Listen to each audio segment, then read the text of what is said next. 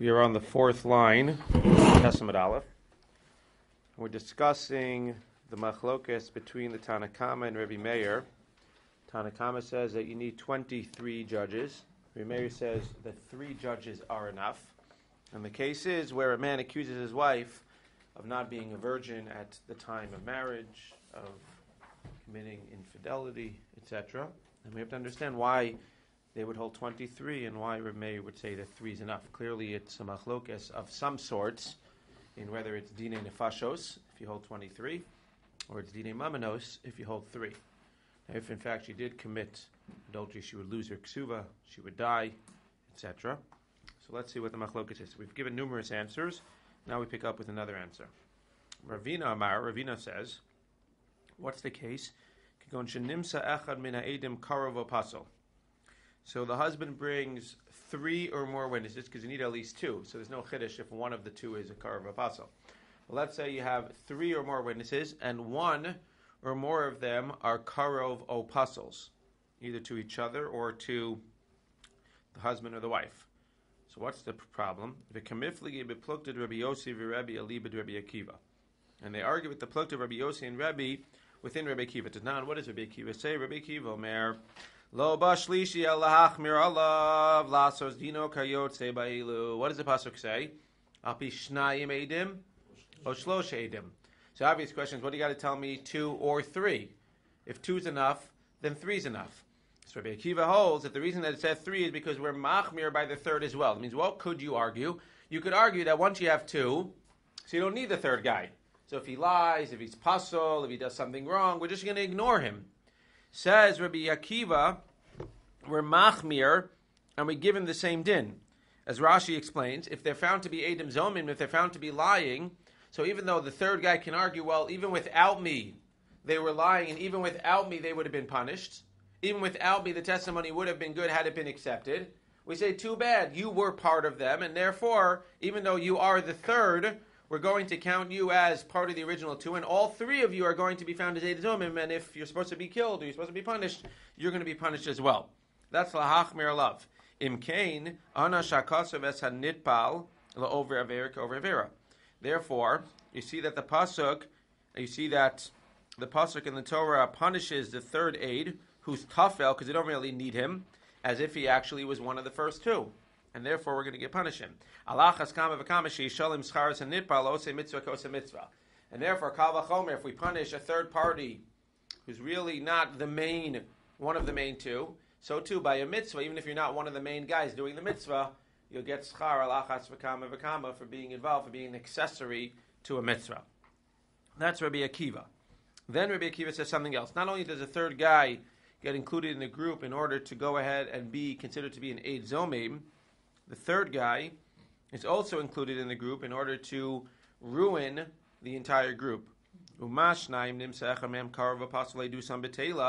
Just like when you have 2, if one of them is found to be a karov apostle, so all the edus is gone, because after all, now you only have 1 aid left.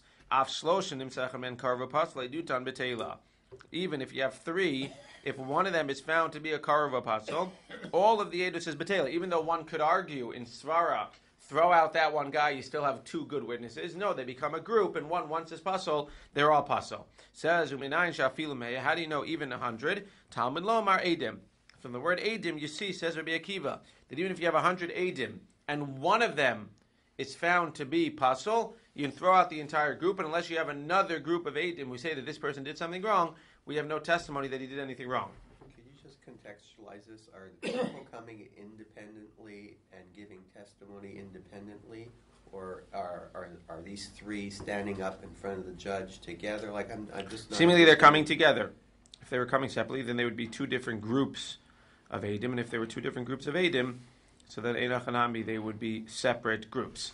But if there's one group of edim, whether they all came together or they all came at the same time, testifying at the same time, if they're considered to be one group, then if you throw out one, you throw them out. But it doesn't mean that forever this case is gone. If you have another group of edim who would come, then they would be able to testify. So the group of edim, they have to see each other as well as... That's a separate thing. That's in Makos. It talks about whether they could see each other at the time of the thing, right, or so whether they could just see one of them. That's why they're one That's group. why they're a group. Right. Okay. Okay, says the Gemara. Well, the next one. What? Because in the next side, it talks about two brothers and a third person. So it's not simply they coming together. That's the next stuff, and that's in Makos. So let's just see in a second. Rabbi Yossi. Rabbi Yossi says, "Bamed dvar mamurim." Where is this all said? Bedine nefashos. This is all said bedine nefashos. Why? As Rashi explains, because the pasuk says v'tzilu ha'eda, and we know from Makos how we try to do whatever we can to prevent people from being killed, and therefore, bedine nefashos, even if one out of the 100 is found to be pasul akarov, we're going to throw out all 100 of them. But by dine mamanos we don't say this. And even if they would come together, and one of them is found to be pasul, or 10 of them are found to be possible, you have 90, you have at least 2 that are left that are not pasul, by dine mamanos, by monetary matters, you'll take the 2 that are still good and they can go ahead. So it's just by dine nefashos where you throw everybody out. Rabbi says, no, echad dine mamanos ve'echad dine nefashos. Even by dine mamanos, you're going to throw them out. So Rabbi is being more machmir here. But you're also going to be more makil. So you can see that Rabbi Yossi is going to be more machmir about one thing and more makil about a certain thing. He's more makil in the sense that it's only by dine nefashos where you throw them out. But by dine mamanos, you don't throw them out. That's actually being more machmir. Rabbi says you throw them out all the time. But Rabbi is going to be more makil, and he says, ve'emasai bizman shehisru bahen. Bizman shelo hisru bahen. So now he's adding another layer. He's saying that in order to be considered a group, they all need to be together when they do the warning. If they're not together when they do the warning, so then they're not considered to be the group. Why? Because as the Gemara says on the top, and then we'll go back for a second, the Gemara says, because if not, what would happen if ma yasu shnei achim ve'echad sharo be'echad shara gets a nafesh? If you said that anytime there's a group, and again, this seems to be answering the question to say that it's not necessarily when they show up at beit din, but they're coming as part of a group that saw it together. But if you would say that anytime there's a group of things that saw it together, so let's say you have 2 brothers who are good friends and they always hang out together. They're always going to be pasul for edus, because anytime they see anything together, the 2 of them are related, and they're going to be pasul edus. Says Rabbi Yossi, says Rabbi, that's not true, because as long as one of them has in mind, or stam, one of them does not get involved in the warning, so he will not be part of the group, and therefore even if he's standing there next to his brother, if his brother warns, let's say there are 3 guys, it's me, my brother, and another person.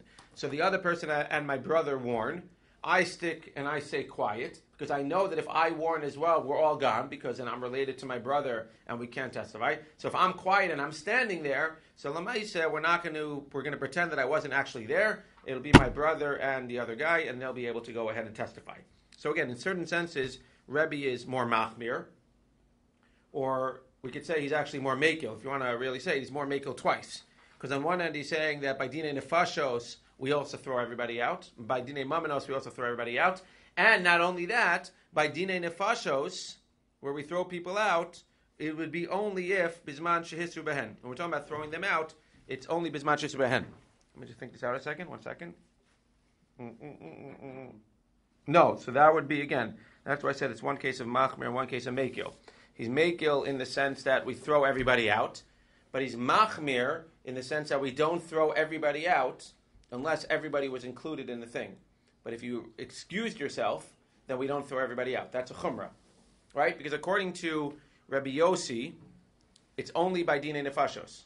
But by dine nefashos, if 2 brothers happen to be standing next to each other, everything's gone no matter what, even if I excuse myself. The fact that I'm there standing next to my brother, everything is gone. Because even if I don't go ahead and warn, the fact that I'm there next to him throws it out. So again, in certain senses they're machmir, and in certain senses they're mekil. Because he's going to be machmir that by dine mamanos we're not going to throw it out if 2 people are related, as long as we have a third party. But at the same token, even by dine nefashos, he'll say that we are not going, he's going to say we are going to throw it out, even if the guy doesn't excuse himself. As opposed to Rabbi, who says that we're more machmir, or who says that we're more mekil, that we throw it out all the time, even by dine mamanos. But even within dine nefashos, we go ahead, and the guy can actually go ahead, and if he excuses himself, then he's able to excuse himself, and therefore he will not be able to will be able to go ahead and to prosecute the guy. So how does this come out with our case? So read Rashi on the top of Testament Beis. Uplukta, and the plukta of Rabbi Meir v'Rabbanan. So how do you say now with Rabbi Meir v'Rabbanan? Second line in Rashi. Kegon shenimsa echad min hashlosha karav apostle. So 3 people come and say that this woman committed adultery. One of them is a karav or apostle. So now it depends. Are we dealing with dine mamanos or dine nefashos? Seemingly we're dealing with dine nefashos. Do we throw them out? V'ra v'shasak v'lo hisra. But this third guy, who was a Karov apostle, didn't say anything. He just stood there. He excused himself. So now the question is, Rabbi Meir savar la Rabbi Yossi. Rabbi Meir says, like Rabbi Yossi, da amar bedine nefashos loshna hisra v'loshna shasak edusan b'seila. Again, Rabbi Yossi says it's only by dine nefashos where apostle Karov ruins everything.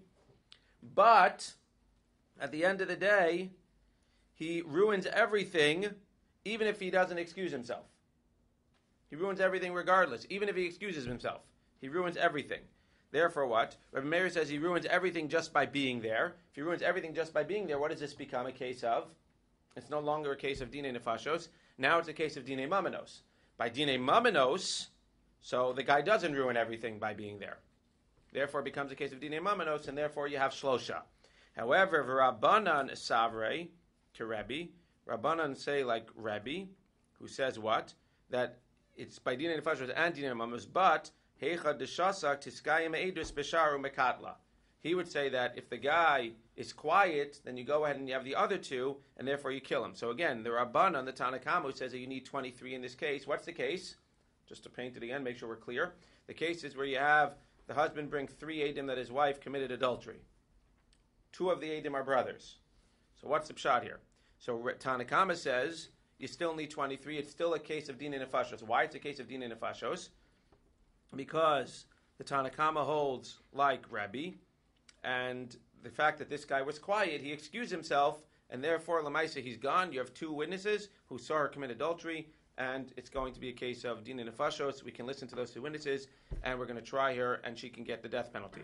Rabbi Meir, who says that it's 3 is enough, says it's not a case of dine nefashos, because the fact that he was there, 2 brothers, even if he was quiet, we throw out his testimony, but that's only vis-a-vis dine nefashos. Vis-a-vis dine mamenos, we don't throw out all the testimony if 2 guys are brothers. Therefore, vis-a-vis dine nefashos, need to throw out all the testimony. There's no longer a case of dine nefashos, but vis-a-vis dine mamenos, the fact that there are 2 brothers is not a problem, and therefore you get rid of one of the brothers, and you have the other one, and you have the other brother and the other guy. It becomes a dine mamenos case. Why is this case of dine mamenos? Because she goes ahead and she loses her ksuva. A, she was going to die, and B, she was going to lose her ksuva. It becomes a case of dine mamenos, and therefore, if they can prove that she committed adultery, she will not die, because 2 of the brothers are related, but at the same token, she will forfeit her ksuva, because you have the other brother and the other guy. Yeah? So according to the whole line we've been doing so far, suggests that really Rabbi Meir agrees that the Motzei Shem Ra requires 23.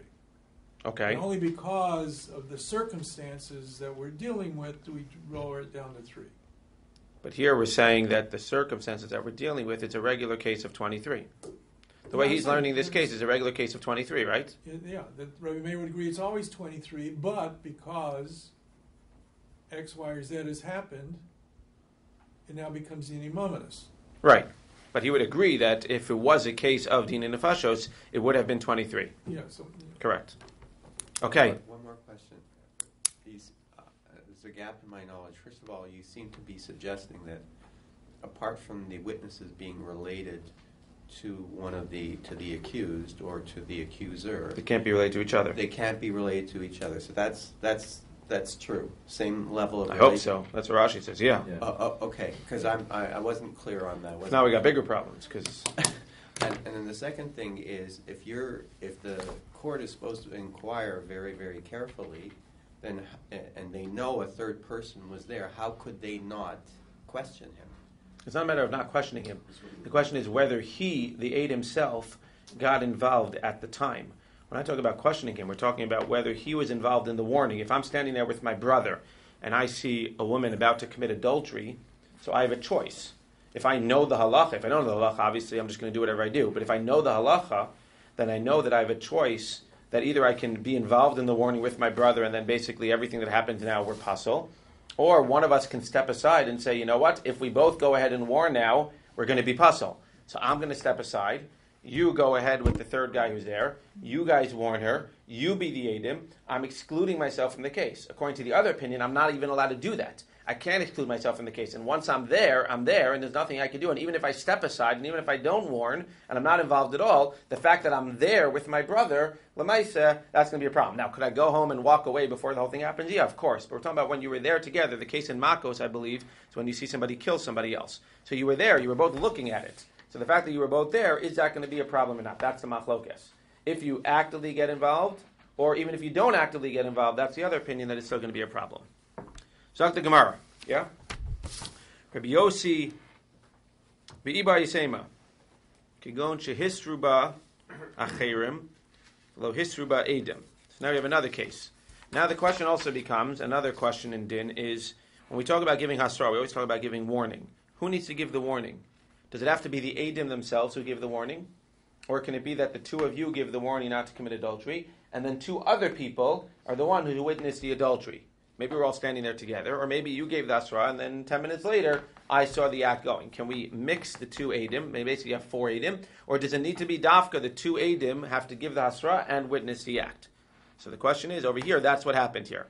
You had a case where 2 people warned her, and 2 different people saw the adultery. And that's the machlokes Tanakam and Rabbi Meir. Where is this based on? V'kamifli beplukta de Rabbi Yossi v'Rabbanan Tatan. Rabbi Yossi Omer, La'olam eino nera gachayu pishnei edav masrin b'oshenemar al pishnayim edim. Everything needs to be al pishnayim edim. And if it's not al pishnayim edim, then it's not going to work. So Tanakamu says that you still need 23. He would seemingly hold what? It doesn't need to be the same witnesses who warn as well. And therefore, in this case, where there were 2 people who warned and 2 people who were the witnesses, it's still a case of dine nefashos, and therefore you can go ahead and you can still kill her. As opposed to Rabbi Meir is going to say that 3 is enough. He's going to say mitzah dine nefashos, you don't have it, because you have to have separate witnesses who warn and who see. Mitzah dine mamanos, there is no warning by dine mamanos. So you still have 2 witnesses for the dine mamanos aspect for her to lose her ksuba that she committed adultery, and therefore lamaisa, a beit-din of 3 will be able to solve the problem. That's the machlokes according to this svar. Be'iba yisema, hold on tight, last one. Kagon de ischosh bebedikos, below ischachosh bechakiros. There's 2 different types of testimony that witnesses give. And again, when we do daf yomei, I always say, like, you want to understand everything shakla v'tarya, but at least we should walk away with the basic knowledge. So there's always a few basic things that we should try to walk away with. Like we said, about 2 people being related, etc., etc. About 2 edim having to be the same, and 2 hasra, etc., etc. Over here, this rule is that there's 2 different types of edus. There's bedikos, and there's chakiros. Chakiros are known as the standard things, as Rashi tells us. The when it happened, what day of the week it happened, what time it happened. The standard things that everybody should know. It has to be, it tells us in the Gemara Makos, that in order for edus to be acceptable, it needs to be efshar lahazama. It needs to be that you can go ahead and have other edim come and get rid of the testimony. How can they come and get rid of the testimony? They say, you were with us at that time in this place. Rashi So part of... chakiros. What? Rashi That's the says chakiros. That's the chakiros, yeah. The bedikos are the not as essential points. So for instance, if you're going to testify that she committed adultery, what color dress she was wearing at the time, or what color shirt the boa was wearing at the time, that's a detail. Now you might say it's an important detail. Today, in 2017, as far as it is in the United States and in Canada, as far as I know, you get one little point wrong and they'll throw out the entire case, even if it's the most ridiculous thing to do with the case and has nothing to do with anything. What? The defense will throw out. The defense will throw out anything that they can. If you say one little thing wrong, they'll prove that you're a total liar and you're gone. If the glove doesn't fit, the glove doesn't fit. That's it. That would be more of a chakiros. The glove would be more of a chakiros. But the point is that in terms of the testimony, chakiros. So in this case, what happened? The 2 edim agreed on all of the important parts: when it was, where it was, what time it was. The problem was that one of the edim said that he was wearing a black shirt, and one of the edim says that the guy who committed the adultery with her was wearing a white shirt. Okay, so that's the question here. The question is, do you hold that the chakiros, I should have said black and green. Sorry, black and green. I don't want to make any political statements. A black shirt and a green shirt. So at the end of the day, do we throw out the testimony based on the fact that one of the details, one of the chakiros, one of the bedikos was wrong? V'kamifli beplukta ben zakai v'rabanan. Ditnan. Maaseh ubadak ben zakai be'okse hata'enim.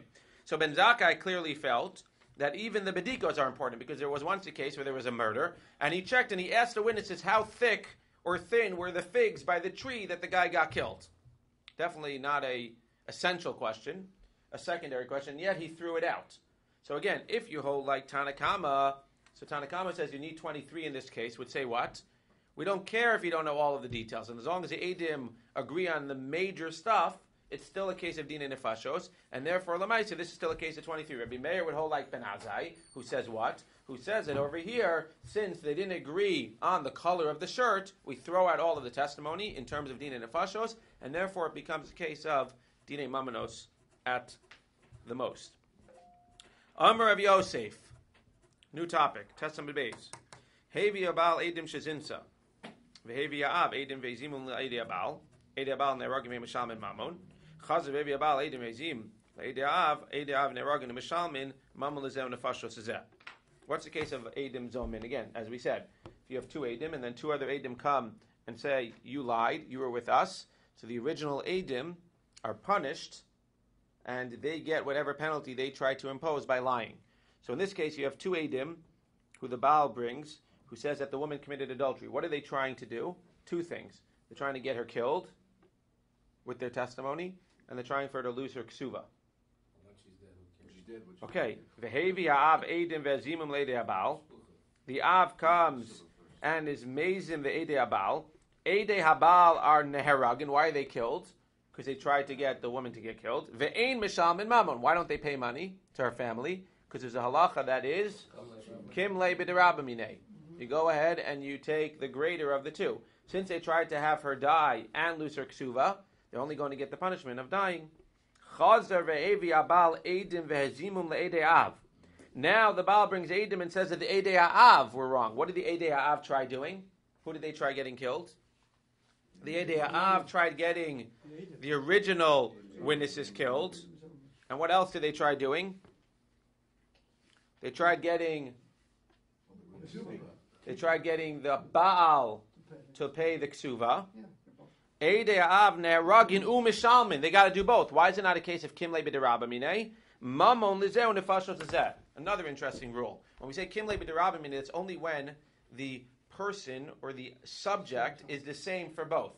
So if I try killing you and having you lose money, then if I'm going to get killed, I only get killed. But if I try killing you and having you lose money, I try killing the edim with my testimony and having the Baal lose money, then we don't say kim le b'derabamine. I'm going to get killed because of the fact that I tried to kill you, and I'm going to lose the money because of the fact that I tried to get the money lost to you. Another important halacha. Kim le b'derabamine is only when you have one subject, which is usually the case.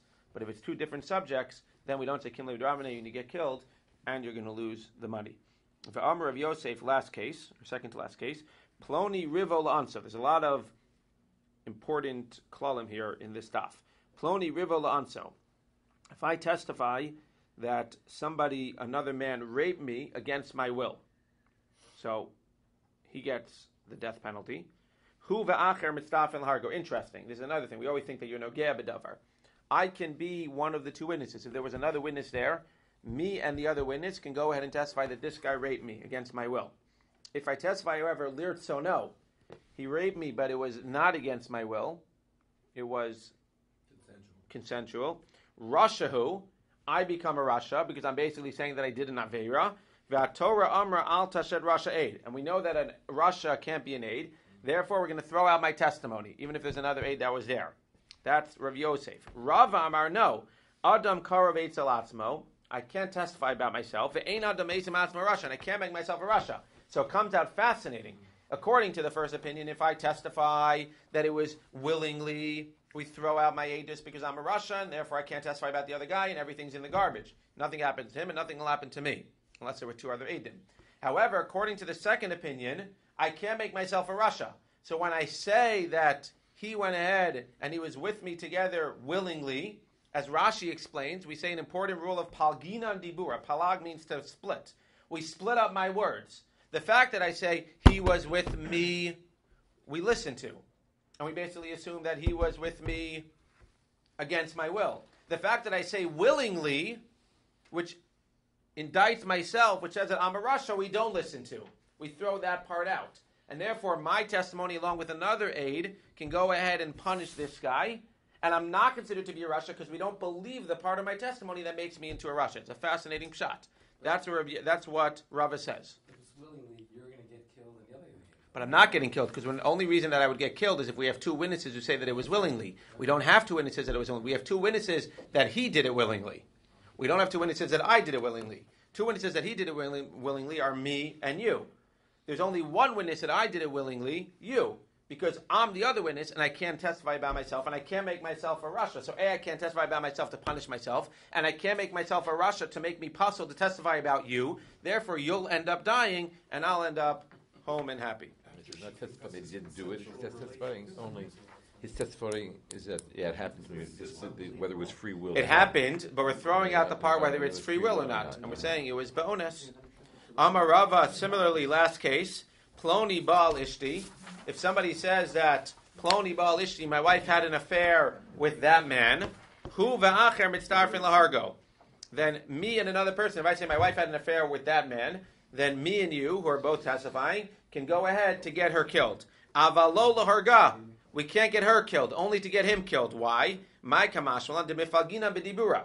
Because again, if I testify about my wife that she had an affair, so Lamaisa, one would think what? That she gets killed and the guy gets killed. Says the Gemara, only he gets killed. Why? Because palgina dibura. What do you mean palgina dibura? I can't testify about her. Why? Hainuhach, it's the same case. No, mao desema adam karvetz alatz marminan. You might think from the last case that I'm a karvetz on myself. Eitzel ishtalo amrinan. Kamash malan, that ishto kagufo. When I say that a person is not neman to make himself a Rasha, that includes my wife as well. So when I say X had an affair with Y happening to be my wife, we believe me to say X had an affair. We don't believe me to say with Y. And therefore X had an affair. It's me and him that are testifying that X had an affair, and he's going to go ahead and get killed. X had an affair with Y. Since Y is me, it's Ein Adam Mesim Atzma Rasha. I'm going to go ahead and not be able to testify about myself, which means I can't testify about my wife. Therefore, my wife will not get killed, but I'll have other problems that I'll have to deal with.